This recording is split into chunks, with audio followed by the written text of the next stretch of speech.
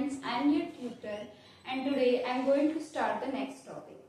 पिछली वीडियो में हमने डिकम्पोजिशन रिएक्शन तक कर लिया था और कॉम्बिनेशन रिएक्शन को भी समझा था, एक्सोथर्मिक, एंडोथर्मिक, ये रिएक्शंस हमारे हो गए थे और कुछ और भी हमने इंटरेस्टिंग रिएक्शंस भी देखी थी। अब हम नेक्स्ट चलते हैं। नेक्स्ट टाइप है हमारा डिस्प्लेसमेंट रिएक्शन।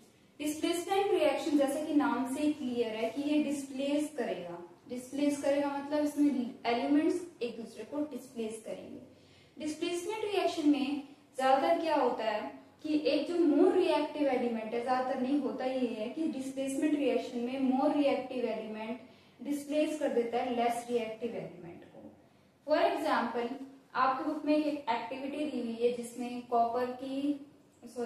आयरन के नेल्स को कॉपर सल्फेट सॉल्यूशन में डिप करके और फिर देखा गया है कि आफ्टर सम टाइम उसका जो कलर है वो ब्लू हो जाता है, डार्कर ब्लू हो जाता है। पहले क्या रहता है, थोड़ा सा हल्का रहता है और फिर बाद में थोड़ा सा डार्कर ब्लू हो जाता है। So there is the change in the colour में चेंज देखने को मिला। तो एक्चुअली हुआ क्या था उस टाइम पर, तो जो आयरन है, आयरन की नेल के लिए हम आयरन लेंगे। आयरन को जब हमने कॉपर सल्फेट सॉल्यूशन में डाला, क्योंकि ये एक सॉल्यूशन है तो सॉल्यूशन के हम एक्वस ये लिखते हैं, ये स्टेट के लिए होता है।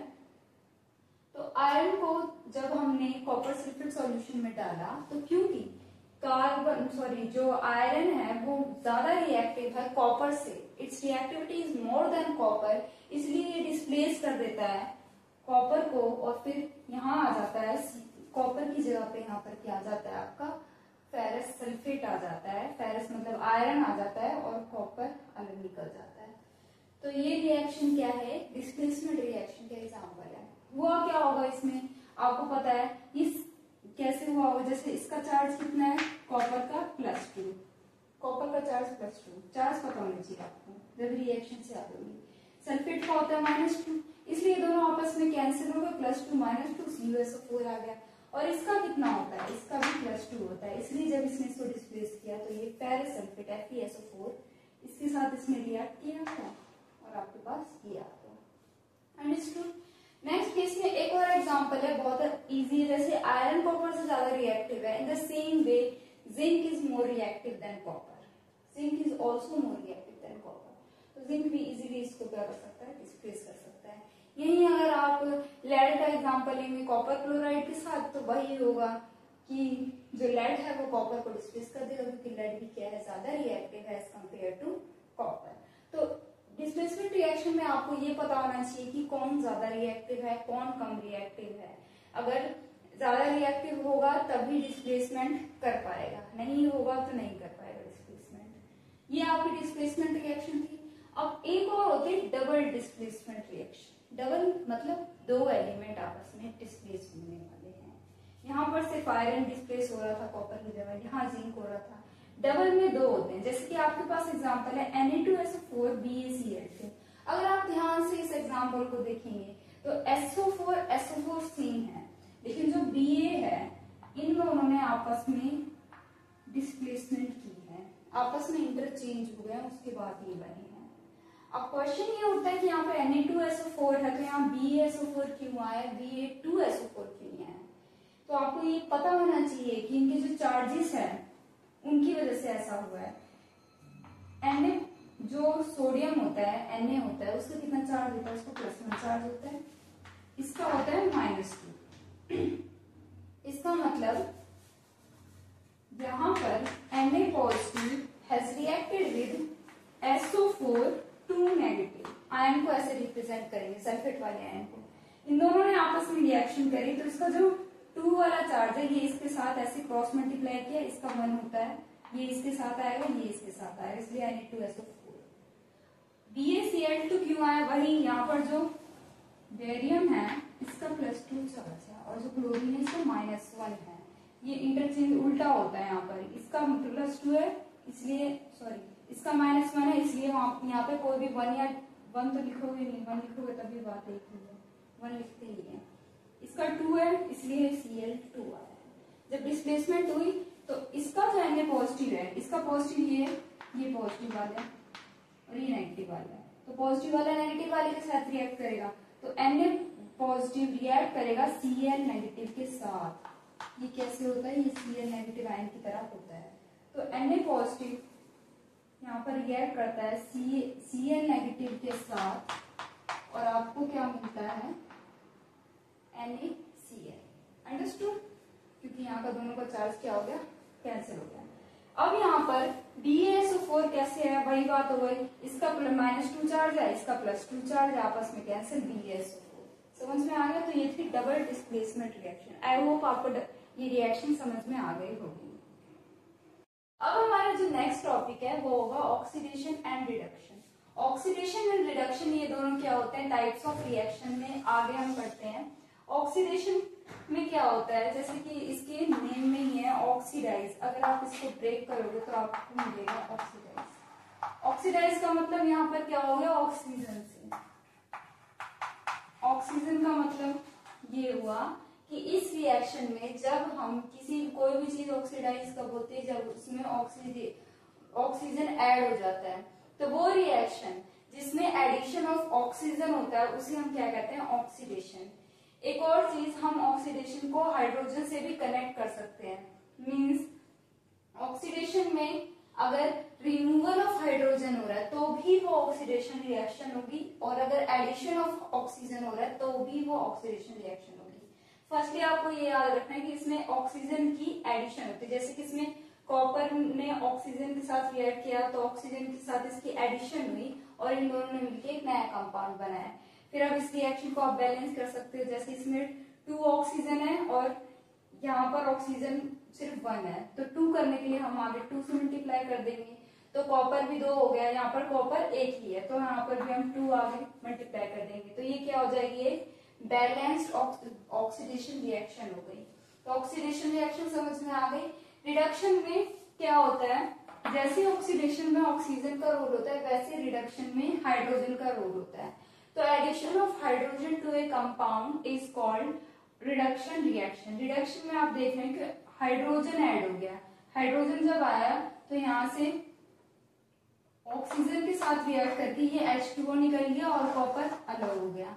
तो ये कौन सी रिएक्शन है, रिडक्शन रिएक्शन, जिसमें हाइड्रोजन ऐड हो रहा है।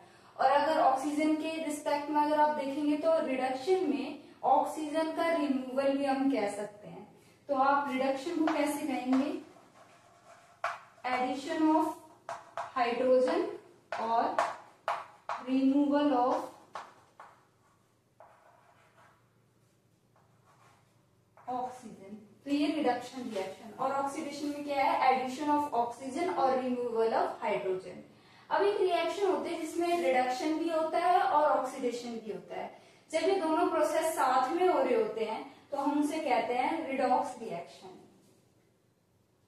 तो ये जो आपको रिएक्शन नीचे दिख रही है ये रिएक्शन रिडॉक्स है। कैसे, आप यहाँ पर देख रहे हैं कि आपके पास एक कंपाउंड है उसमें हाइड्रोजन ऐड हो रहा है, यही वाली रिएक्शन जो है इसे आप रिडक्शन तो कह ही सकते हैं, साथ में ये ऑक्सीडेशन भी है। क्यों है ऑक्सीडेशन, क्योंकि इस रिएक्शन में अगर आप ध्यान से देखिए ये सेम रिएक्शन नीचे लिखी हुई है, बाय मिस्टेक लिख दी मैंने, लेकिन अलग एक रिएक्शन समझाने के लिए हो जाएगी।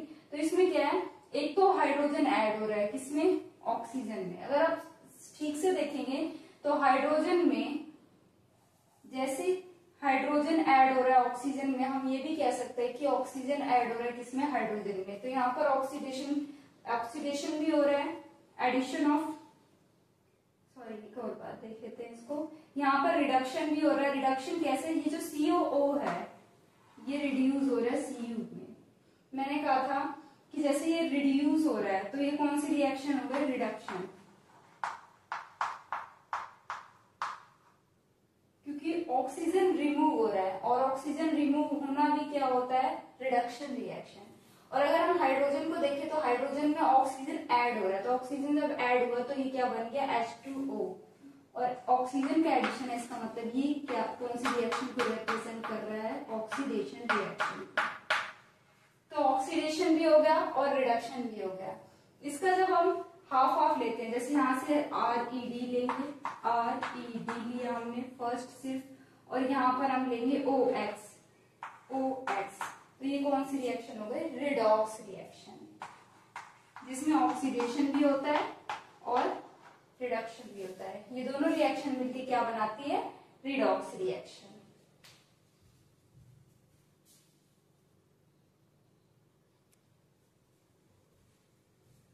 अब जो हमारे नेक्स्ट प्रोसेसेस है, 2 और टॉपिक बचते हैं, फिर ये जो चैप्टर है ये फिनिश हो जाएगा। ये लास्ट 2 टॉपिक है, इंपॉर्टेंट टॉपिक भी है और इनका रिलेशन भी रिएक्शन से ही है। कोरोजन, कोरोजन में क्या होता है, जैसे कि आपने बहुत ही देखा होगा, ज्यादातर आमतौर पर क्या होता है, जितने भी मेटल्स होते हैं बहुत टाइम तक जब वो रखे हुए होते हैं तो क्या होता है, ज्यादातर आयरन के साथ देखा जाता है कि उसकी रस्टिंग हो जाती है। रस्टिंग कैसे कि वो रेड कलर का हो जाता है बाद में, थोड़ा सा हम कहते हैं कि ये कोरोड हो गया। और उस जो प्रोसेस है उसे हम क्या कहते हैं, रस्टिंग ऑफ आयरन। लोहा क्या हो जाता है, रेड कलर का हो जाता है, इसलिए हम उसे क्या बोलते हैं, रस्टिंग ऑफ आयरन। किसकी वजह से होता है, क्योंकि जो आयरन की जो भी रहती है सब्सटेंस, अगर उसे बहुत टाइम तक हम एटमॉस्फेयर में रखते हैं बाहर खुले में, तो क्या होता है कि एटमॉस्फेयर में प्रेजेंट जो ऑक्सीजन है वो उसके साथ जाके रिएक्ट कर जाता है और ऑक्सीडाइज हो जाता है मेटल। क्या हो जाता है, मेटल ऑक्सीडाइज हो जाता है, जिसकी वजह से आयरन रस्ट ले लेता है, या फिर और अलग अलग मेटल्स भी क्या हो जाते हैं, कोरोड। हम कहते हैं कि the metal has been corroded. तो वो जो प्रोसेस होता है जिसमें ऑक्सीडेशन हो जाती है किसी भी मेटल की और वो कोरोड हो जाता है, उसे हम कहते हैं कोरोजन रिएक्शन। कोरोजन के वर्ड में ही आपको कोरोड दिख रहा होगा, तो ये जो रिएक्शन ये कोरोजन क्यों है ये आप समझिए। अब बहुत ही बेसिक से कुछ एग्जांपल आपने देखे होंगे, जैसे एक तो रस्टिंग ऑफ आयरन हो गया कि आयरन रिएक्ट कर जाता है आयरन के साथ और फिर वो रस्टेड आयरन मिल जाता है। और फिर कई बार आपने देखा होगा कि जो सिल्वर होता है वो जब बहुत टाइम तक बाहर रहता है तो क्या हो जाता है, काला पड़ने लग जाता है, तो उसे हम क्या कहेंगे, ब्लैक हो जाना, मतलब सिल्वर ब्लैक हो गया, तो वो भी कोरोड हो जाता है। एक होता है कॉपर ग्रीन होना, कॉपर मेटल ग्रीन हो जाता है। ऐसे ही अलग अलग मेटल ऑक्सीडेशन को अलग अलग तरीके से रिप्रेजेंट करते हैं। तो ये एग्जांपल्स किसके हैं, रस्टिंग उसके कोरोजन के। तो कोरोजन आपको समझ में आ गया, इसमें कोई भी मेटल होता है वो ऑक्सीजन के कांटेक्ट में आके उसका जब ऑक्सीडेशन हो जाता है तो उसे हम क्या कहते हैं कि मेटल क्या हो चुका है, कोरोड हो चुका है, and the reaction is said to be corrosion. Next जो है एंड द लास्ट है उसे हम कहते हैं रेंसिडिटी। ये भी ऑक्सीडेशन ही होता है लेकिन इसमें मेटल की कोई बात नहीं है। क्या होता है कि ज्यादातर जो घर में फूड पड़ा हुआ होता है, फैट हो गया या फिर ऑयल हो गया, बहुत टाइम तक पड़े पड़े मैंने शुरुआत में भी ये रिएक्शन समझाई थी कि क्या होता है कि वो उसकी स्मेल चेंज हो जाती है या फिर उसका टेस्ट थोड़ा सा बेकार सा लगने लग जाता है फूड का। किसकी वजह से होता है ये ऑक्सीडेशन की वजह से होता है। जो फूड में प्रेजेंट फैट है, ऑयल है, जब उसका ऑक्सीडेशन हो जाता है with the oxygen present in the atmosphere, तब हम क्या कहते हैं कि the thing has been rancid. Rancid हो चुका है, जैसे यहाँ कोरोड हो चुका है वैसे इस केस में क्या होता है, रेंसिड हो जाता है सब्सटेंस। और इसलिए हम उस रिएक्शन को क्या कहते हैं, रेंसिडिटी रिएक्शन कहते हैं। रेंसिडिटी में ज्यादातर ये तो एक एग्जांपल हो गया oxidation of fat and oil.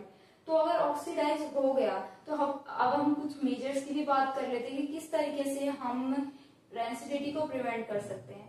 Rancidity को प्रिवेंट करने के लिए बहुत सारे मैकेनिज्म्स होते हैं, जैसे कि आप देखते हो कि जो फूड को ज्यादातर क्या कहते हैं कि उसको एक एयर टाइट कंटेनर में रख सकते हैं। एयर टाइट कंटेनर मतलब जिसमें एयर अंदर ना जाए। जब उसमें एयर ही अंदर नहीं जाएगी तो ऑक्सीजन कैसे पहुंचेगी, और ऑक्सीजन नहीं पहुंची तो फूड रेंसिड होने से बच जाएगा। इसलिए ऑक्सीडेशन को प्रिवेंट करने के लिए आप क्या कर सकते हैं, फूड को एक एयर टाइट कंटेनर में रख सकते हैं, या फिर आपने बहुत कॉमन एग्जांपल देखे होंगे, जो चिप्स के पैकेट आप लेकर आते हो शॉप से, तो क्या होता है वो फूली रहती है, उसमें कोई ना कोई गैस प्रेजेंट होती है, जिसकी वजह से जब हम उसे फ्रेश खोलते तो वो क्रंची क्रंची सा होता है। लेकिन बहुत ज्यादा टाइम जब हो जाता है तो क्या हो जाता है, वो बेकार सा लगने लग जाता है, क्रंचीनेस खत्म हो जाती है जब हम उसे ओपन करके खुले में छोड़ देते हैं। ऐसा क्यों होता है, क्योंकि वो जो पैकेट आप लेकर आए होते हो उसमें गैस पहले से फिल होती है, जिसे हम क्या कहते हैं, नाइट्रोजन गैस कहते हैं।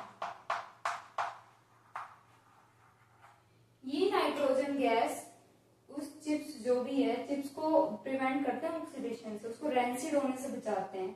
तो ये भी एक हेल्पफुल मेजर है, और भी बहुत सारे मेजर्स होते हैं, फिलहाल इसमें इतना ही है। तो आज हमारा जो ये चैप्टर है, चैप्टर नंबर 1 केमिकल रिएक्शंस और केमिकल रिएक्शंस एंड इक्वेशंस खत्म होता है। आई होप कि आपको समझ में आया होगा। इसमें हमने बहुत सारे टाइप्स ऑफ रिएक्शन देखे, हमने ये देखा कि किस तरीके से हम रिएक्शन को बैलेंस कर सकते हैं।